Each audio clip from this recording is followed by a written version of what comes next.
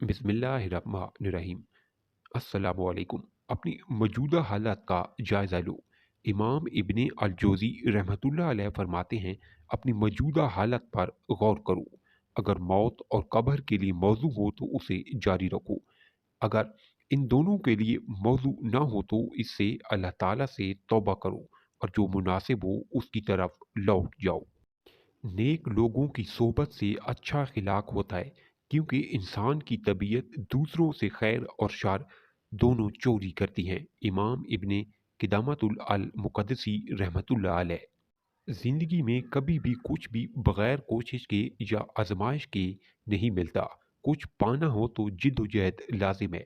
बस अपनी जिंदगी में आने वाली हर आजमाइश को ये समझकर खुशी से कबूल कर लिया करो कि इसके बाद अल्लाह पाक तुम्हें बेहतरीन सिला से नवाजेगा।